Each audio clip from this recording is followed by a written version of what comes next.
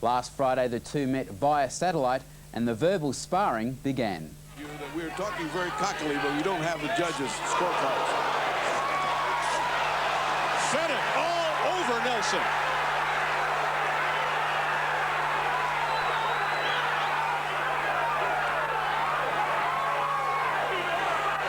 Azuma fighting from memory, but it's now history. What a fight! And judge at ringside, Dave Moretti scores the bout 114 to 114, a draw. The decision is even a draw. Oh, goodness, that is mind-boggling. And look at the reaction by Jeff Fenech. He is in total disbelief. No way, he says. It's a draw. KO'd by a dud decision 5 years ago, Jeff Fenech now has the chance to redeem a past injustice. And it's the IBF lightweight title belonging to South African Phillip Holliday, which will bring the Mauler redemption. I'm very, very confident that I can win my fourth title. I've, had 2 comeback fights. I feel very, very strong. This has been a dream of mine for a long, long time. I won my first world title in '85, and I know that I'll win my fourth in '96. I've, watched Phillip fight. I think he's very, very busy. He's a very, very proud guy. But I believe I have the tools and everything else that I need to win my fourth title. It's been a long way and a long wait for me, but I believe that I can beat Phillip Holliday. I also wouldn't be stepping in the ring with him. For the undefeated champ, the Fenech fight represents a golden opportunity to advance his career and gain international respect. I respect Jeff Fenech. No one wins 3 world titles without being a good boxer. He retired after a couple of defeats and that. It's going to be a hard fight. I always take every fight as going to be a hard fight. I do a lot of road work and training, prepare hard for all my fights. But I think at the end of the day, the spectators are going to win by watching this fight, but I'm still going to keep my title. Jeff Fenech's a great fighter. I don't want to take it away because I personally have been one of his biggest fans. But we wouldn't have taken this fight either if we felt that Phillip was not going to win. And I think we have a situation where the future is Phillip Holliday and the past was Jeff Fenech. And I think that's how it's going to be. Phillip Holliday will come back retaining this title and proving his potential greatness to the world. Jeff, I'd like to ask you to answer that. Are you the past and is Holliday the future? No, I don't believe I am. I, had a good break. I've had 2 comeback fights, and maybe I didn't fight a Phillip Holliday, but I certainly know who I'm fighting and I know what I'm up against, and I believe that the preparation for this fight will put me in good stead to win my 4th world title. I'm very, very confident. I don't believe I've ever been as strong as I am in this preparation, and, I do my talking in the ring, and I'm looking forward. I'm very, very grateful that Rodney and Phillip have given me this opportunity. Promoter Cedric Kushner have given me this opportunity to do something that, like I said, I've dreamed of doing. I believe I was robbed of my opportunity of beating Azuma Nelson in Vegas, and then I lost track, and I wasn't the same boxer for a little while. But I feel that I'm back bigger and better than ever, and looking forward to this very much.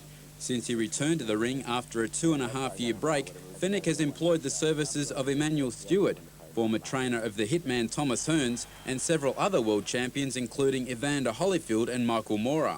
Unfortunately, the man who founded the famous Kronk Gym won't be making the trip down under for the Holliday fight. Well, we're talking to Emmanuel at the moment, and one of his problems is that he's got Lennox Lewis fighting very close to my date. So I know who he's going to get more money off, so I think he'll more than likely be in America. But I will speak to Emmanuel. I've liaised with him. He knows what's happening, and this is a chance that we couldn't pass up. I know what I can do. Emmanuel's polished a few of my tools that needed polishing, and I will go into the gym and work on them all the time. And Ray Giles and Terry Lewis are the people who have really done all the work for me. Emmanuel's come in for the last week, and said what he's had to say and helped me, to certainly give me a lot of confidence. But like I said, the 2 men that I mentioned, Lewis and Giles, have been the people who have done all the hard work with me, and they're the guys that I want in there. They're Australians, and they're the guys I want to have in my corner. And Jeff, what is the attraction for you of fighting Holliday? Well, obviously the 4th world title, and I believe maybe, you know, back 5 years ago when I fought Nelson, and then in the rematch it just wasn't to be. I've learned, I've grown up, my life has changed. I just believe that things happen for a reason, and come the 18th of May, I think it's Jeff Fenech's turn to do what, you know, he's dreamed of doing. Now, from what I've seen of Holiday, he's going to stand right in front of you. Are you going to brawl him or are you going to box him? Well, I think the thrill of being world champion for the 4th time will mean that I'll stand there and trade blows with him. And I believe that I'm faster. I believe that, you know, I'm every bit as strong as him, and I believe that I'm more experienced than Phillip Holiday. Although he's 27-0 and, you know, had 15 or 16 knockouts, I believe that he hasn't fought as Jeff Fenech. I watched his world title fights and his defences, and I don't believe those guys are half as good as I am. And you know, I think that they've bitten a bit more than they can really swallow this time, and they're going to get a shock when they come to Australia if they think that, you know, I'm a stepping stone for Phillip Holiday. Yeah, they seem fairly confident, don't they? Is his size a concern at all? Well, apparently he does get big. You know, after the weigh-in, he can put on up to like 7 to 10 kilos, and we're going to have a 24-hour weigh-in before the fight. So, you know, he will have a little advantage. But like I said, you know, all that comes to nothing. When we get in the ring, there are 2 of us there, and, you know, one of us is going to be champion. There won't be no draws in this fight. Let me tell you, there'll be one champion, and it's going to be Jeff Fenech. Yeah, people have perhaps criticised some of your other opponents in this comeback, but this guy is fair dinkum, and he seems a very proud champion too. What people don't understand, Matthew, is yeah, my manager Paul Hotz has done a great job. I've had 2 fights that I haven't hurt myself in, that I've won convincingly, and now I'm fighting for the world title. Why did I have to fight Azuma Nelson or Calvin Grove or Lester Ellis or anybody else to get this shot? I've done it the way that a Mike Tyson or a real champion does it. I've had 2 fights, 2 warm-up fights. People believe out there in my ability. That's why the IBF sanctioned the fight. They believe in Jeff Fenech, and, you know, I will prove that they're right. I'll be the world champion again come 18th of May. Now, I mean, there's pressure on you because it is a world title fight, but is there even more pressure because you've come out and you said the second Nelson fight and the Grove fight, you weren't the real Jeff Fenech, and people tend to have short memories and they'll judge you on this performance. They'll tend to judge you more on this than on your performances during the 80s, won't they? Well, whatever I said when I fought Nelson too and Calvin Grove, you know, people are very, very, you know, single-minded. They want to believe what they want to believe, and, you know, I've learned to live with that now, Matthew. So whatever happens in this fight, you know, I'm bigger, I'm a better person for it all. I've suffered defeat before, and if the worst thing happens, and that's that I lose, I'm still not a loser because, you know, all I'll do is give it my best. Whatever happens, Jeff Fenech won't lose. And don't forget, May 18, 4th world title, when he faces South African Phillip Holiday for the IBF lightweight belt. Fenech returned to the ring last year, and while many people scoffed at his decision, those doubters could well be eating humble pie after the 18th of May.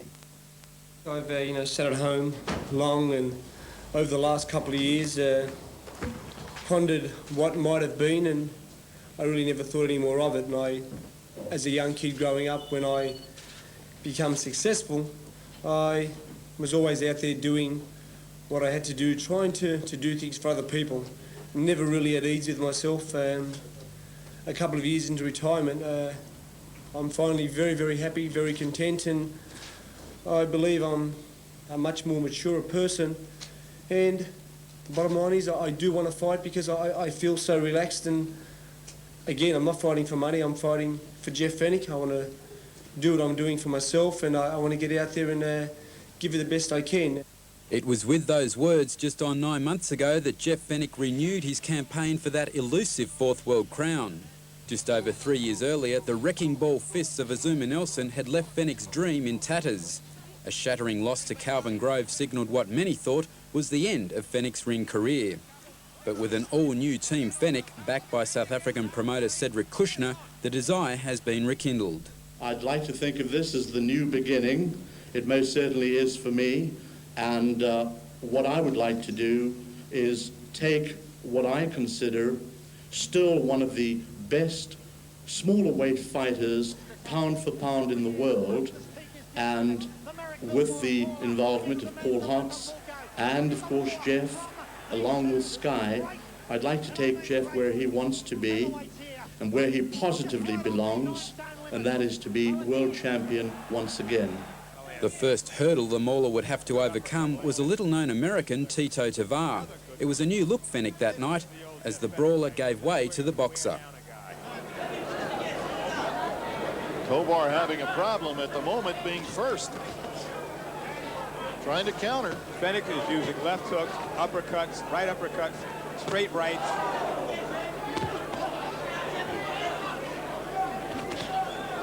Mouth. Tovar's mouth is now bloody. I want to see Fenech go to the body. That's one thing he hasn't been doing. He's always a head puncher, and there he is going for the head and going for the knockout right now. Tovar trying to stand up. It's going to be tough here in round 5. Uppercut. He could probably throw a left hook if he gets in quick enough. Another right hand. Rudy Battle tells him you've got to punch back, or I would assume he's going to stop the fight. It's easier said than done when you're not getting hit. I mean, now Fenech is front. This is it. That's it. Stop. At 28 seconds remaining of round 8. In March, a fragile and overmatched Mike Juarez would prove no match for the rampaging Fenech. He's come a long way from Nebraska, from Omaha, Nebraska, to fight here at the Melbourne Tennis Centre in Victoria. Oops, right hand did it. He's just too strong for Fenech. He just hits too hard. He's getting up. I don't think there's much left in this fight, Owen. Well, I hope he can get through the round. He has. He's made it through the round. And he'll hit him with anything, Fenech. He won't get any peace, Juarez. He'll get straightened up. Round the back. Then he's pushed him down. He's ruled his head butted him. This is a learning experience for Juarez tonight. Well, he just doesn't know what to do, Juarez. It's all over. They've come at him. Fenech's come at him from everywhere. He's got to call the fight off. This guy's outclassed.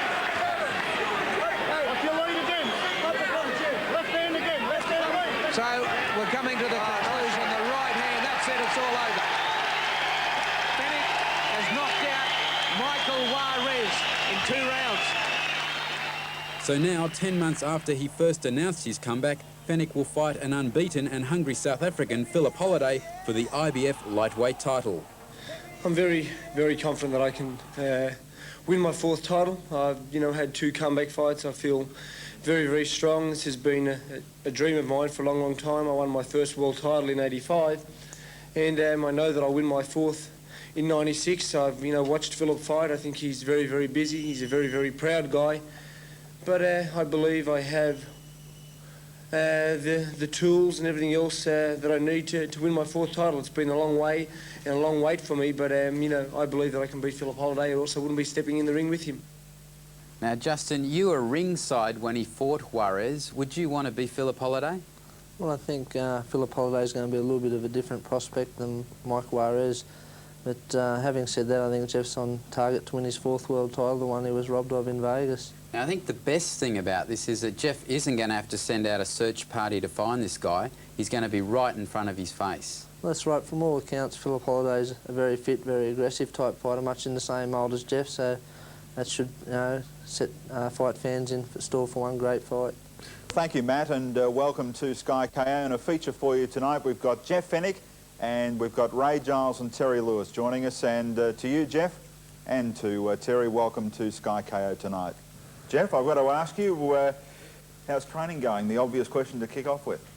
Yeah, I think I'd rather be sitting down working with Matthew back there on the show, but we've had to slip away and working very, very hard. Training is going well.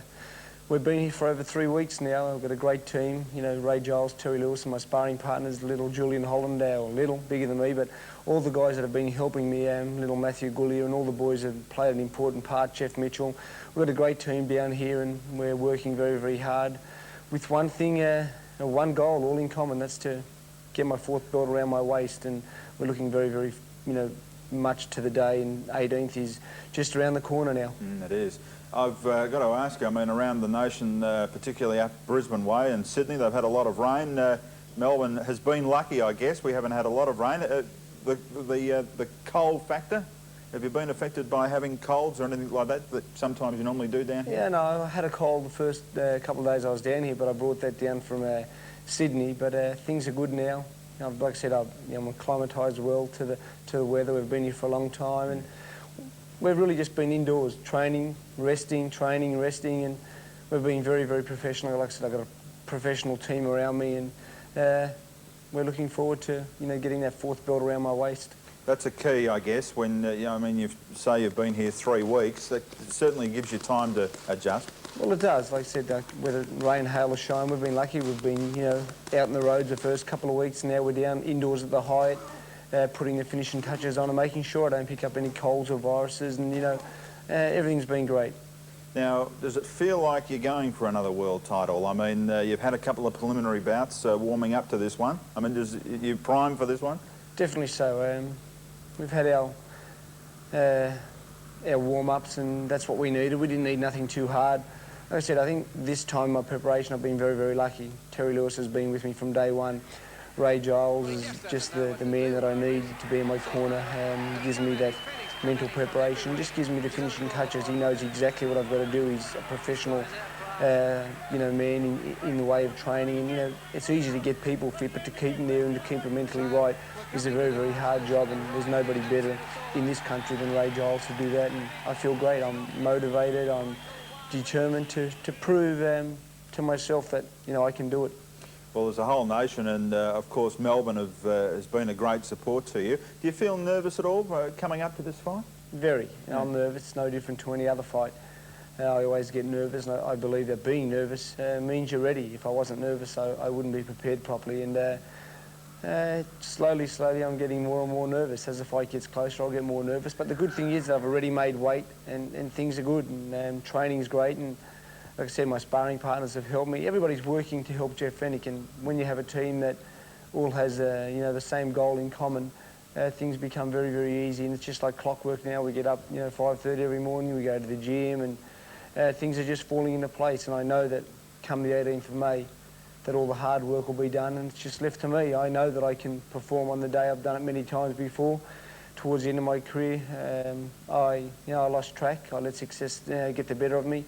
This time, I'm more experienced. I've been in and I've done it all before, and if I can't do it now, I'll never do it. It goes in all sport, I guess. Everyone should get nervous. I suppose it goes in the whole spectrum of the world. Whatever you do, if you're going to do something, you should maybe just get a touch of nerves. Like I said, if you're not nervous, you're not ready, and I'm nervous, I'm ready, and I'll prove that, this comeback was for the right reasons. I think I've shown it in my 2 fights. On the way to the comeback, I've made weight. I know that my body fat level's the best it's ever been. I know that I'm as fit as I've ever been before, and I've worked as hard as I've ever worked before. So I've taken those shortcuts, and as far as I'm concerned, my outlook in life is that whatever happens, I cannot lose. I'm a winner in life. I've done everything properly, so winning's the only thing for me. But the people in Melbourne, this time around, how have they been supportive of you? Because they have been in the past, haven't they? Oh yeah, like I said, I'm sure that it'll be a full house at the Glass House on the 18th of May. Melbourne people won't be able to watch it on Sky Channel, but the rest of the country will. And the thing is, people, we've had a few people, a few critics that have bagged me. Gentlemen from The Age, and but I think that's why. That fires you up, doesn't it? Oh, it does. I mean, gets you going. That's why The Age sells 1 to every 100 papers that the Sun sells, because there's no quality there. You sound like our premier down here. He has an occasional dig at The Age as well, but I mean, you can use that, can't you? I mean, there's not a problem. Like I said, at the end of the day, they'll have to write that Jeff Fenech's 4-time world champion again, and that's the best way to get back at the critics. But like I said, I'm sure that the Melbourne people will be out to support me. I've defended my title here before, and I've done it, very, very proudly, but I've never won a title here in Melbourne. This is going to be the first opportunity for me to do that, and I feel that I owe the Melburnians that little special place in history with me. No. Well, Phillip Holliday, we've heard a little bit about him over the last few weeks since his arrival. Have you been working on anything particular in the gym with Holliday? No, we just work normal. Every fight comes down to what you let your opponent do. We've watched him fight, and we believe that he's very strong, very fit, maybe a little bigger than me, and he has a couple of advantages. He's world champion, he's defended his title twice, but he's never fought a Jeff Fenech. He can go around and say what he wants and train the way he wants, and they can say what they want to do, but you've got to get out there and do your fighting, and I'll do my fighting in the ring, and I'll show Phillip Holliday that you know, I'm not too small, I'm not too old, and I still have exactly what it takes. And I know that my people in my corner, Ray Giles and Terry Lewis, wouldn't be putting me out in that ring if they didn't think that I could be 4 times world champion. Well, coming to you, Terry, I mean, Jeff sounds very confident. Does that come through the whole Fenech camp? I mean, are you very confident the way Jeff's training at the moment going into this fight? Extremely so. As Jeff said before, you know, it's been a long, long preparation. Everything you could possibly want for, we've got no worries. No worries at all.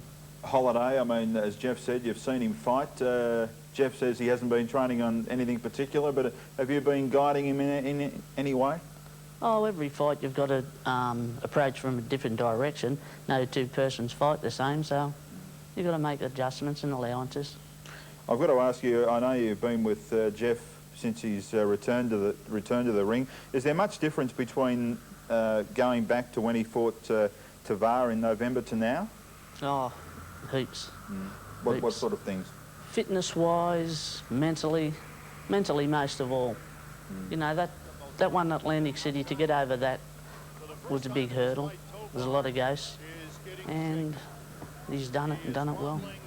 Was that in your mind, Jeff? I mean, mental approach? Oh, definitely. Like I said, Ray Giles is a master of you know, making his client a perfectionist at everything he does, and the mental side is more important than the physical. I always work hard, and like I said, it's easy to get somebody fit, but to keep them there and keep them mentally right is an art, and that's why I feel so happy at the moment. I mean, my first fight with Tovar was most probably the hardest fight I could have, because I had to get back out there. I had to fight off not just Tovar, but a lot of hard feelings, a lot of you know, bad times I had. I had to prove to myself that I could do it again, and you know, I had to lose 20 kilos to get there, and I'd done all that work, and now, you know, I think that whatever else happens is a bonus, and we're ready for anything. This you mentioned earlier on this interview tonight on Sky about your weight's down to the limit now. I mean, is that the first time for a while having a couple of weeks to go? Well, in this preparation or in this comeback, my weight has been very, very good, but I've never weighed, you know, 2 pound under the weight in my life. When I was fighting at 130 pound, I would have still been 12 pound overweight today. Today I'm already 134 pound, and you know, I know that having my weight under control is going to make it very, very tough for my opponent. I mean, I know that he's bigger and he's heavier, and he'll come down and make the weight on the day. But forget about all the secrets about eating and stuff like that. You're never the same. If you can make weight early and you can stabilise your weight and then put on that weight after it, you're a much stronger and a much more, you know, focused fighter, and he'll be doing it tough.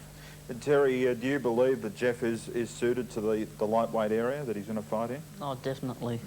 Definitely. He's very, very strong. Punching the pads extremely hard. So, you know, it's going to be one heck of a fight. Well, looking ahead, and I don't want to... the worst thing, I guess, occasionally is to look too far ahead. But, I mean, let's say if you did win a 4th title, I mean, would that be it for Jeff Fenech, or would you be planning to go on, Jeff? No, well, let's just say after I win my title, which I will, then I'll sit down and speak to the people who have looked after me and helped me, and we will certainly map something out. There are some very, very big money fights ahead, I know that. And once I win my 4th title, I'm sure that, you know, there are going to be a lot of people who want to fight Jeff Fenech, because I do represent a lot of money to foreign fighters. But like I said, we have a job on the 18th of May, and really we're not even, you know, thinking of the 19th of May. We're thinking of the 18th of May, and we're working towards the 18th of May. And once that's done, I still don't want to think of the 19th of May. I just want to relax, enjoy it with my family. I have a little girl on the way. My fiancée Susie's pregnant, and I think that's the next most important thing. You know, well, that's the most important thing. But after I get this fight out of the way, I just want to be at home with the people I love, my family, and we will then, you know, sit down when the time's right. We can make decisions together. Like I said, I am a family these days, and I think that's why I feel so good. And when this is done, I'll sit down with her and work out what I want to do. The obvious one, I guess, to wrap this segment up is to ask you about Azuma Nelson. I mean, is that one person that you'd really like to have another crack at? I mean...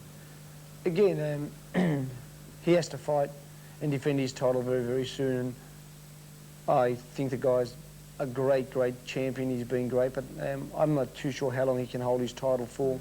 But the one good thing is that he supports me thoroughly in what I'm doing. He believes that I can win the world title, and you know, if he's world champion, I still am. That's something that I would love to do. But like I said, Phillip Holliday is the man that I've got to fight, and that's the only guy that I can think of at the moment. You know, I hope Zuma wins his title, but you know, Holliday's all that's on my mind at the moment.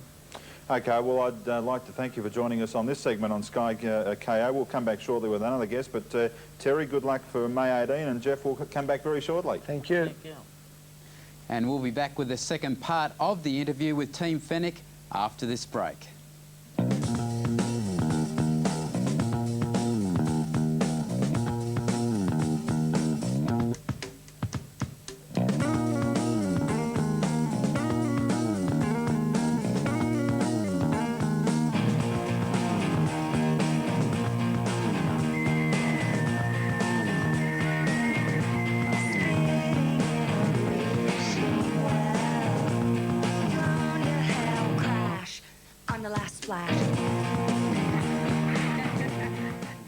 Welcome back. Since his comeback began last November, Jeff Fenech has employed the services of Ray Giles. While Terry Lewis has focused on the physical side of the Fenech comeback, Giles has been instrumental in preparing him mentally for the big day.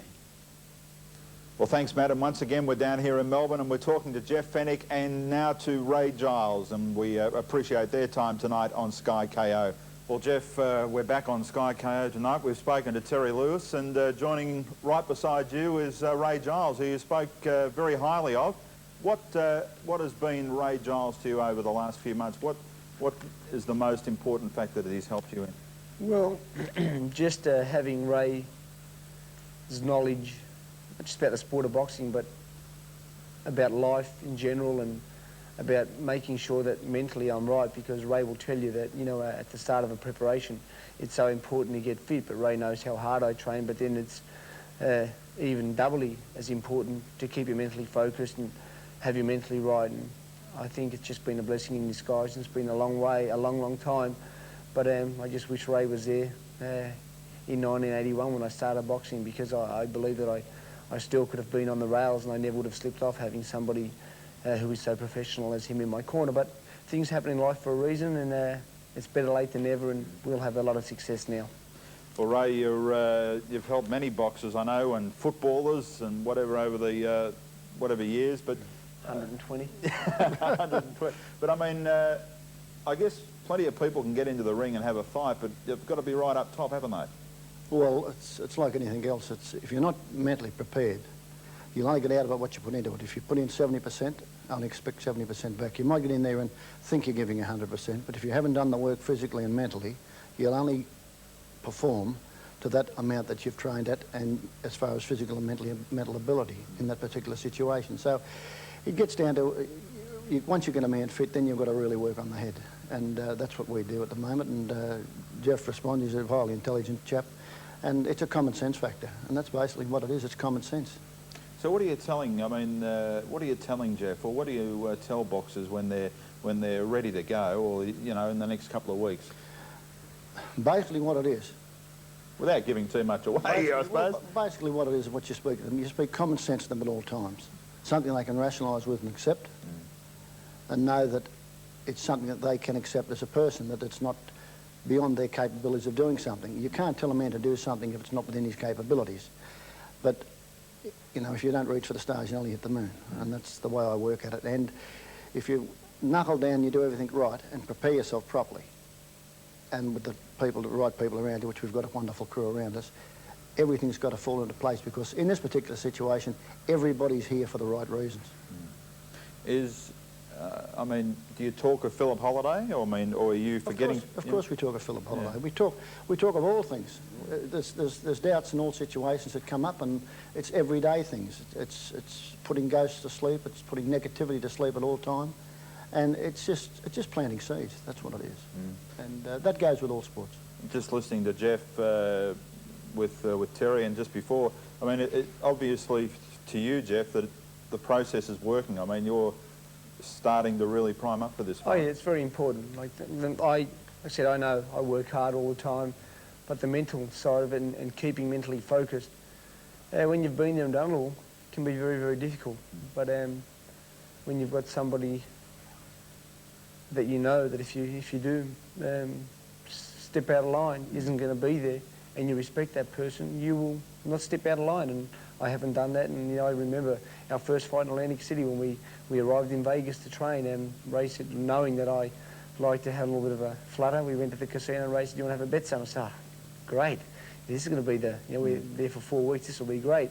Well, after the first bet we had and we walked out of the casino, and he said, "Do you enjoy that?" I said, "Yeah." Well, he said, "Well, if I see a bet one more time, I'll be on the next plane home." Well, that was the last bet I had until after the fight. So, like I said, it's very, very important to have somebody that you respect in your corner, and I respect Ray totally. I know that everything that he asks me to do, he would do it with me. So we have mutual respect for each other, and on the 18th of May, it'll be very, very gratifying, and I'll be very, very proud of our partnership, and I know that I wouldn't have been able to do it without this man. Well, Ray, working with Jeff, and would I be right in saying you've been down to the Collingwood Footy Club? Would I be right in saying that? I was there for years. Yeah, you've been around. I mean, no doubt about this sportsman. I mean, I know Collingwood hadn't won a premiership up until 1990 and went and won one, but Jeff is the person to win a fourth world champion. I've got no doubts about it. I think he's the secret with it in anything. Life's a learning process, and as Jeff said, he's learnt by the mistakes that he's made. Any man can make a mistake, but only a fool makes the same mistake twice. And I can assure you this man's not a fool. But I believe he's a much smarter fighter than what he was previously, because he doesn't think he's invincible anymore. He knows that if he does the wrong thing, he can be hurt like any other fighter. So he's got to fight smarter, he knows that. And that's where common sense comes into it. Okay, so May 18, the big fight. What, just as we wrap it up, what sort of process do you go through with Jeff over the next couple of weeks? Well, it's winding down now. He'll be sparring another couple of spars, and it'll be light work, won't be heavy work, and we'll just taper right off from then because his weight's right, everything's right, and it's a matter of charging the batteries now. Well, gentlemen, I appreciate your time tonight on Sky KO. We thank you for joining us, and to both of you, and to Terry and the rest of the crew here with you, Jeff. Good luck on May 18. Thank you. Thank you. And I'd just like to make a special thanks to Andrew Bensley for all his help in putting those interviews together.